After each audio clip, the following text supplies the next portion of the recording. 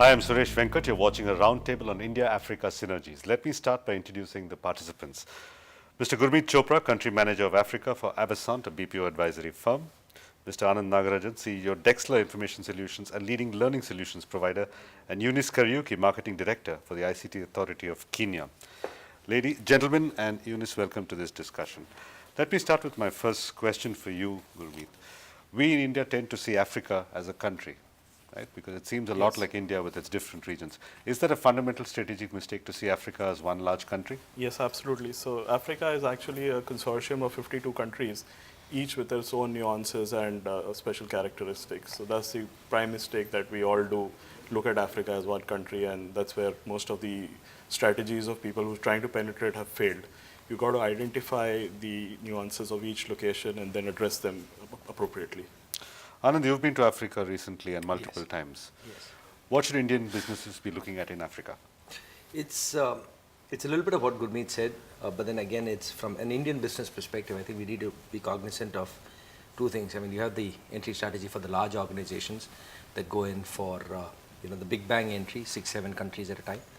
I think the interesting thing for Indian businesses that are not in the big names, the smaller, medium-sized sectors, can also find a lot of opportunities in terms of smaller markets, and if they're able to look at getting their feet right, getting the right partners for the local markets, there's, I think, a huge amount of headroom available in the African market across the sectors for Indian companies, irrespective of the scale and size. Right.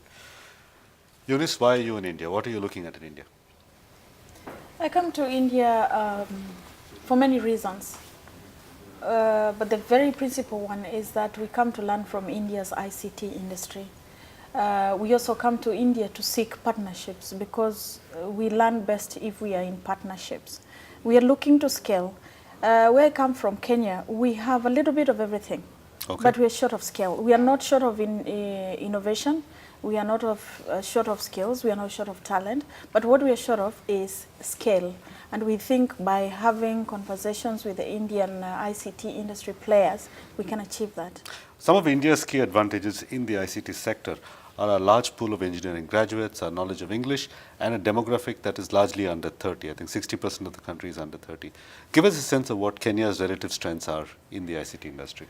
India and Kenya are totally in a different league when it comes to populations, be it the number of graduates coming out of university, be it just a general market size. However, one thing we have in common is the talent pool. We may not have the numbers, but the quality of the talent available in Kenya is as good as that in India in certain respects, but not in numbers. So we have a youthful population that is bursting with energy, entrepreneurship spirit, and every day we are getting innovations that are amazingly customized to the local problems, solving day-to-day problems using ICT. So in terms of comparison, the challenges are the same, but the talent pool can be the same. We have serious unemployment across Africa. In many countries in Africa, we have problems that can actually be solved easily using ICT. And we think the youth, who comprise majority of the population, understand those problems better and innovate around them better. Gurmeet, next question for you. Many Indian businesses post-1990 learned to do business with the West, which is countries in Europe and specifically the United States, and that's become our largest trading partner over the last 20 years. Are the rules for doing business in Africa very different from those of the West? Yes, these rules of engagement are a little different from going to the West, which is far more mature market. Here you need to have patience, you need to understand that they're not at that maturity level that you are used to working with. So you've got to scale down some of your thought processes, you've got to partner with them, you've got to educate them, you've got to make them move up the value chain to be effective partners with there. So that's another mistake that a lot of these guys do. They go with their PowerPoints and toolkits, sales toolkits, but they really fail because the guy who they're trying to address is not, dazzled understanding what is being spoken about. Okay. Is that the only significant difference? Are there other differences that Indian, especially mid and small size businesses? So the other, I think, the other difference is the local partner. So here the local partner plays a very key role. The buyer is a local guy itself, and he's looking for somebody who could support him on a day-to-day basis. Unlike the West, where they're okay with a remote support possible, and a lot of things can happen on the emails and data traffic. But here they would want FaceTime with the service provider. They would want him to come and visit. They want him to come and educate. So I think that's another thing. Much like Indians, we like meeting face to face. Absolutely. We are not big fans of teleconferencing Absolutely. and telecommuting. Yeah. Right. And culturally, are there significant differences that come in the way of doing business with Africa? Because we are used to dealing with, say, what people use a mother term called Indian culture of doing business with each other, and with the Western culture, which follows a certain model. But Africa being 52 different countries, is it incredibly hard to navigate the cultural nuances between all the different countries and to do business with them? In general, no. Okay. I mean, there might be specific situations that people can run into, obviously, but then in general, no. Primarily for two very significant reasons. A, the Indian diaspora has been in Africa for 4-5 generations. There are large business houses that are already run by Indian families over there. So it's not that being Indian. But they are, for all intents and purposes, Africans now, Yes, after 3 or 4 I mean, generations. they are, for all intents and purposes, also Indians. I mean, it's so for the local people there. I mean, if you were to consider that these They're guys still are considered Indian they're still businesses. considered Indian. And the second significant piece is that a lot of the people in Africa have probably been educated in India, have undergone a higher education system in India. So it's not unusual for them to understand, cultural subtleties and differences across each side of the border. So it's not a huge glaring issue in terms of working with one another. I'd like to add something here. A lot of mid-management, if you look in Africa, is a lot of Indian diaspora who's now moving there. Okay. So they're running mills, they're running training organizations, they're running mobility businesses. So that's again getting the cultures really close together. Okay.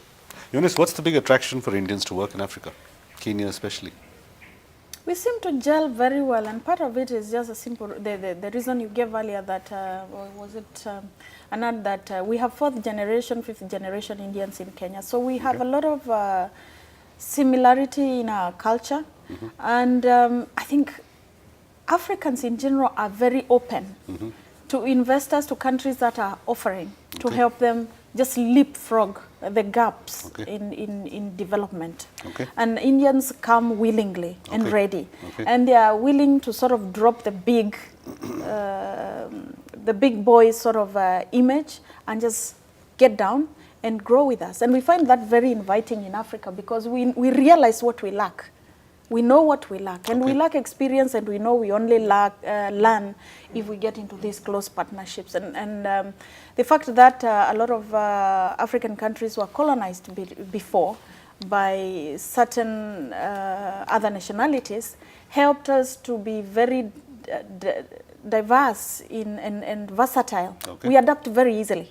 We adapt very, very In that easily. sense, similar to India. Similar to India, and so we are able to do business pretty much very quickly. In The a seamless way. cultural factors, both Indians and Africans, we love celebrating, we love color, we love noise, we love food, we love families. Do these factors enable business transactions to say, or to enable business-to-business collaborations? The Indian is always going to be seen first and foremost as money-wise. They are quite known in Kenya for, there's something called Dukawala concept. They brought the Duka, the shop, the street shop. Okay. So money-wise, they are very good, and they're also very strict with business. Okay. So there's a certain sense that if a business is being run by an Indian, they're going to sort of get everything they can out of you. Okay. And we associate that with success. And we are not too opposed to that kind of setup. Okay. We sort of learn from them, and we just agree to work with them. So we work pretty much well and leave the diversity to bring the value on the table. Right. Gurmeet, if I was an Indian business, the top 5 countries in Africa that should be on my visit calendar. Kenya, Uganda, Ghana, probably Tanzania to an extent now, and South Africa. In that order. In that order. Kenya is right on top, I notice. In that sense, is Africa the new India? What India was in the early 90s and early 2000s, that land of opportunity, unexplored, the whole world was making a beeline. Is Africa taking some of India's advantages away? No, I don't think so. Especially in the BPO industry. No, I don't think so. See, a lot of BPOs that we've consulted with or we were talking to, it's an extension to their India business. So you're not losing any business here. The client itself is looking for a non-India center, and it's an opportunity for them to grow in those markets and reap the benefits of the geography that offers. So I don't think so. It's a loss for India. It's not a zero-sum game between No. Africa and India. Just to add on to Gurmeet, so Eunice and we keep speaking about this in terms of saying whether Africa is a sell-to market or a sell-from market. Yeah. Right? So I think India is traditionally all about $100 billion export. We are increasingly looking at the IT opportunities that are domestic to the country here. Africa right now is great because it has the appetite for domestic consumption of IT. E-governance, healthcare systems, how do they take their mobile systems to the next generation, which is already ahead of us. So how do they have more value-added services for people? So it's more about domestic consumption, which is the opportunity. So it's not really competing with as much in the export market as much as we would have expected other countries to. And I think, we are very aware of that fact. Okay. You find most of the business community there is very much aware of that fact, that we are looking to India to help us solve the problems in the domestic scene. Okay. And if somewhere along the way we are able to export, Okay. then well and good. But one thing is a fact. There's a lot of innovation that is coming out of Africa that can no longer be ignored. Okay. And the receptiveness. The governments are very receptive. There's a maturity that is coming on board, which previously we were seen as unsafe, we were seen as immature politically. We are learning how to deliver almost to equal standards as Indian companies. So that openness makes it quite fitting. Okay. So you're saying political risk is significantly lower in the Africa of today, especially in countries like Kenya? Absolutely. Okay. There are very, very stable countries there. I mean, it's unfortunate that we kind of, like you opened and said, country versus continent. I mean, we generally just have a very myopic view of Africa in terms of saying, I mean, we hear what we read in the news, but then there are countries like Kenya, there are countries like Uganda, Ghana, which are extremely stable countries for people to go in and pursue their business interests. All right. Let me change the topic a little bit to the idea of social business. The idea of social business is catching on in a big way in India, the ability to serve the bottom end of the pyramid, using the tools of free market and using the tools of private production with minimal government intervention. What potential do you see for Africa and India to collaborate on the social business side?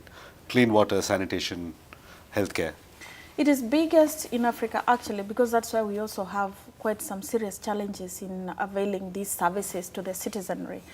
However, the route to delivering those services is what is challenging, because Africa is also very diverse. And the challenges range from just lack of access to lack of the actual water and what have you.